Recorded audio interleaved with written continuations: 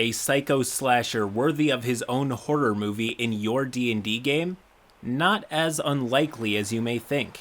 This one puts the horror back in the stories. Roll post. This game is set in the Tal'Dorei campaign setting, and I am the DM. My boyfriend, who we will call Daniel, is a Dragonborn paladin, and his brother, who we will call John, played his Dragonborn ranger brother in the game. The other players will simply be known by their classes, which includes Cleric, Warlock, and Wizard. I have played different games with Cleric, Warlock, and Wizard, and know them to be very patient and encouraging players. Since D&D was new for Daniel and John, I felt this was the perfect team for them to get started with. Daniel immediately bonded with the party, but John struggled. Here's some context. John is high-functioning ASD, who was unfortunately stunted in his development by their mother, who felt he should, quote, play up his condition for government benefits.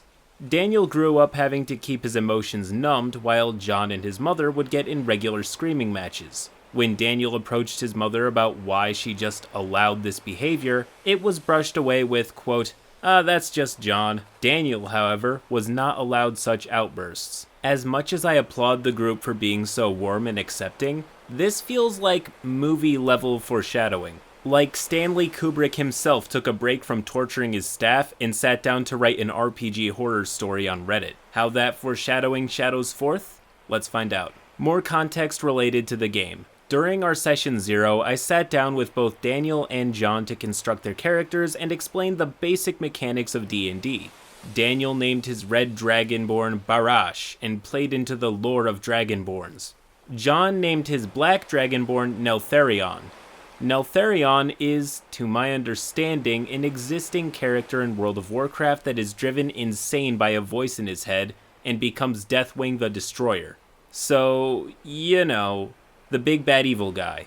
John wanted his Dragonborn nickname to be Deathwing as well, and wanted to have a voice in his head driving him insane. I mentioned that this was not an evil campaign, and asked if he would be open to Neltharion potentially overcoming the voice in his head, or actively fighting against it. He agreed at the time.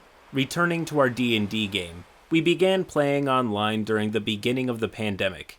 This game started out well enough, with the Dragonborn brothers being from Wildmount and unfamiliar with Tal'Dorei, which was a great way for them to play as first-time players. The rest of the party was from Tal'Dorei and brought together due to a mysterious book the wizard has that communicates future events with him. Events progressed fine, until I introduced the Clasp, an elite thieves guild. The Clasp had manipulated some kobolds into petty crime, with the desire to see how capable this new race to Tal'Dorei was. The kobolds stole precious items from each party member, including the Book of Future Events. John's ranger really shined here as he was able to track down the missing items and the lair of the kobolds in the sewers beneath Emon, the starting city. This is where things begin to unravel. The party enters the sewers, and for some reason really struggle with the rat swarms. I had about 8 swarms for a party of 2 players. One character was even knocked out in the process. The players then joked that the real villain of the game were rats. In fact, it's still a running joke in our group, no matter which campaign we're playing. But John was not amused. "This sewer is disgusting! I'm out of here!" And his character storms out. The party tries to rally him and stress how much they need him, but he refuses and splits the party. So I put on my improv DM hat and thought of a way to use this in the story. This is where I made a mistake. The party faced more rat swarms and tried to call out to John, who was sitting on the beach enjoying the breeze. The party eventually made it to the kobold nest, who were surprised to see him and cautious of their approach. It was at this point I had John roll a perception check. He rolled a 9. As you're enjoying the beach and the fresh air, you miss the footsteps behind you. And suddenly, your vision goes black. What the fuck? I attacked them! You can't attack them currently. They got the drop on you with that low perception check. But don't worry, they aren't trying to kill you. Your character is safe. I thought this was his worry, so I wanted to address it even if it meant tipping my DM cards some. He seemed to accept this explanation. The DM tipping their cards, so to speak, in an effort to comfort someone who they know have ASD is excellent handling of the situation. Many DMs feel insecure that they'll ruin the game by giving players an inch, but it's important to remember that it's still a game and to prioritize player happiness. Back at the kobold nest, the clasp revealed themselves to the party, which immediately put the entire kobold nest on alert. Remember, the clasp was using the kobolds. Never once to be unprepared, the clasp produced a tied-up John and began negotiation. John being cursing up a storm, making the players visibly upset at the slew of profanity. So I gently explained that John was gagged as well, but that the clasp was using him as a bargaining chip. He wasn't to be harmed. I did allow him to make strength checks periodically to see if he could wiggle out of the restraints, but a low strength mod did not help his lower rolls. He accepted this and roleplayed the scene very well. The clasp needed the adventuring party's help with a rival gang and explained that in exchange for John, the party would be in contract with the clasp for one mission. The party agreed. John was passed to the group and the clasp disappeared. The kobolds, seeing that they were on the same side, provided levity for the end of the game with some silly shenanigans. The next session, however, John left the party to go hunting in the forest. Daniel decided to go talk to him and figure out their next move as brothers. John pulled his brow on him. "Come any closer, and I'll kill you where you stand." Confused, Daniel asked why his brother was mad at him when he was the one most concerned with getting him back alive. "You allowed them to attack me and didn't fight them. There were only 3 of them." Daniel explained that, yes, there were only 3 clasp members and a whole nest of kobolds. Not only would John have died, but maybe the entire party.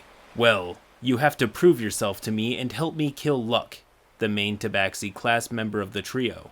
Daniel explained that they had to complete this quest for the clasp not only to get closer to them again, but to be strong enough to fight them. You see, when the game ended, I explained over the next several days to John that the setting was meant to be intimidating for the party, where they had to make a difficult choice. John didn't realize the kobolds were technically against the party, and that the difficulty was a bit high for a party of level 2 adventurers. He began to understand, and then asked when he can kill Luck.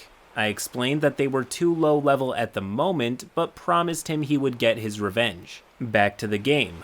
"Well, then you aren't my brother." Stunned, Daniel, as a character and as himself, checked out. He went back to the party and they left Iman without John.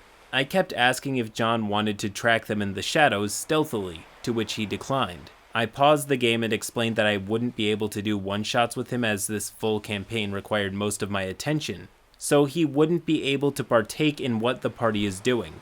He said fine. I thought maybe he decided this group wasn't for him or that he wasn't jiving with my DM's style.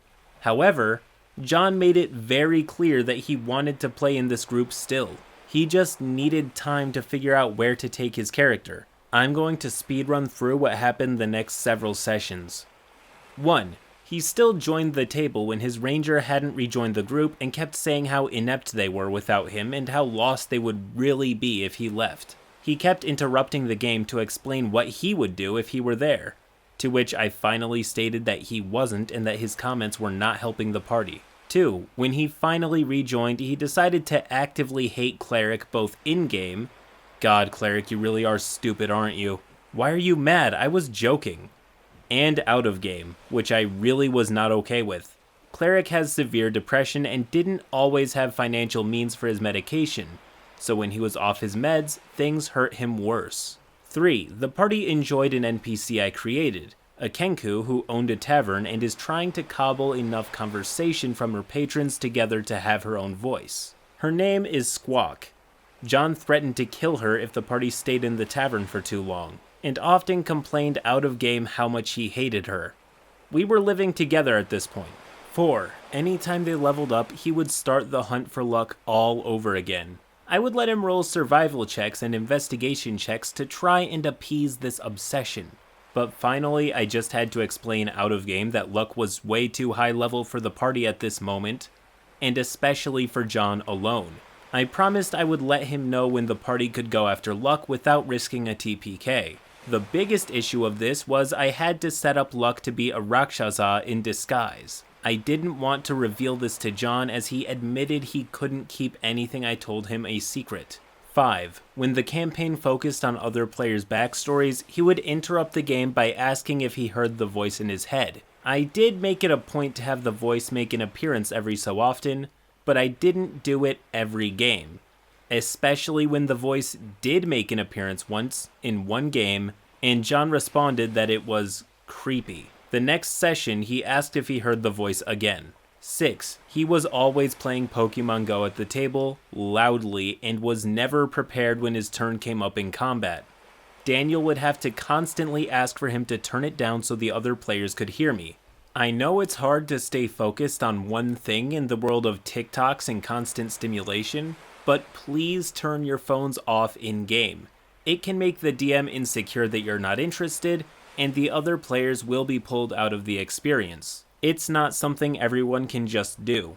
I know that. Even I check my phone during games too on occasion. But if you're not already aware, just please try and be aware of when you use your phone and try to limit it. Unless, of course, you're playing online D&D and you're watching a CritCrab video in the background.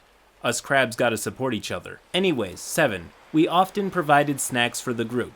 But John liked his goldfish, which we always had 6 boxes of in our house at all times. Wizard asked if he could have a handful, to which John responded, "Sorry, but no." The only reason this bothers me is because he didn't always pay for the goldfish, as he did not have a job and the government assistance was having issues paying him at the time. 8. He constantly talked over Cleric and interrupted him whenever his character was trying to say something. So one time I asked him to wait so Cleric could finish. John shut down and was not paying attention when I asked him what he wanted to do in combat, or how Neltharion was responding to a given situation. This is when Daniel broke. He's mad that you asked him to stop talking over Cleric, so he's gonna be a child and not play anymore. John glared at his brother. He started to participate a bit more, and when the session was over, he packed up and went directly to the car for us to drive him home. 9. He was very annoyed whenever the party wanted to strategize before a big encounter, and would often run in without them if he ever felt they took too long. Some party members would get really injured in the process, and when they confronted him, he got belligerent. So they stopped confronting him after a while and instead planned less. I'm not sure who all noticed what just happened, but on top of just being a laundry list of bad things that John did, it was also a list of clues to point to how Daniel is about to explode. From his belligerence when confronted to his hostility towards specific people. With a flair for vengeance and a penchant for rushing into things without thinking, this has been a spirit bomb of red flags slowly charging up, and we're about to witness the consequences. I kept checking in with Daniel to make sure that he was still enjoying D&D and even suggested that we pull the plug on it altogether. He did enjoy the game enough with the rest of the party, so he wanted to keep trying, but did admit he was very close to calling it quits himself. The final session we played as a group. John was cursing at me for dealing damage to him during a fight with a manticore, cursing that his attacks weren't hitting when he used sharpshooter every turn, and cursing about the fact that Cleric didn't take any damage that fight. He then went back to playing Pokemon Go at the table. Daniel would periodically go into the house and refill on food and drink. One of the players brought wine this game. Now, Daniel is not a drinker. He hates the feeling of being drunk and felt drinking wasn't worth the hangover in the next morning. Ayo based? When the session ended and Daniel and I went to bed, I tried to discuss the game and figure out our next move with John. He admitted he would not be able to do that tonight because he was drunk. This was very concerning for me, and I knew then that I wanted to talk to John about leaving the campaign. One day when we were all home, I asked if John was enjoying the game because his actions indicated otherwise.